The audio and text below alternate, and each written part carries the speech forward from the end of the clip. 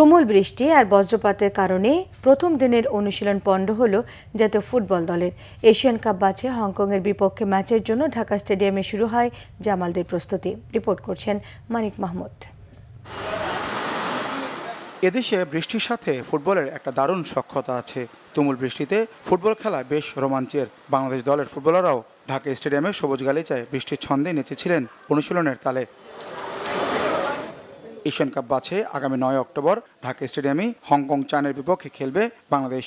জাতীয় দলের অনুশীলন ক্যাম্পে ডাক পেয়েছেন 28 ফুটবলার। সোমবার 20 ফুটবলার রিপোর্ট করেন কোচের কাছে।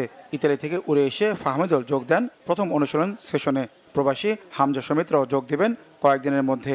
ঘরের মাঠে হংকং চায়নার বিপক্ষে দর্শকদের প্রত্যাশা পূরণের আশা লাল সবুজের প্রতিনিধিদের। অনুশীলনে নিজেদের ভালোভাবে প্রস্তুত করার প্রত্যয়। আমরা প্রিপারেশন নিতেছি, মেন হচ্ছে হংকংয়ের ম্যাচের জন্য। তো নেপালে যেহেতু খেলতে পারি নাই, তো আমি চাইবো যাতে সামনে যে হংকংয়ের সাথে ম্যাচ, ওইখানে নিজের সর্বোচ্চটুকু দিয়ে নিজেকে আবার ভালো করে কিছু করার বাংলাদেশের জন্য। আমাদের যদি কোয়ালিফাই করতে হয়, আমাদের এই দুইটা ম্যাচ খুবই ইম্পর্টেন্ট। আমরা আসলে কোন টিম কত র্যাঙ্কিংয়ে আছে এটা দেখতে চাচ্ছি না। আমাদের মেন ফোকাস হচ্ছে আমাদের ম্যাচ উইন করতে হবে যেভাবে হোক। লাস্ট সিঙ্গাপুরের সাথেও আপনার সেম জিনিসটাই হয়েছে, যেটা দর্শকরা চাচ্ছিল ম্যাচটা যেন আমরা জিততে পারি, বাট আমরা ম্যাচটা জিততে পারিনি। সো এই জিনিসটা আমাদের প্লেয়ারদের মধ্যে অবশ্যই কাজ করতেছে, যে আমাদের এখন প্লেয়ারদের বা ন্যাশনাল টিমের উচিত যে আমরা যেন রেজাল্ট দিতে পারি দেশকে।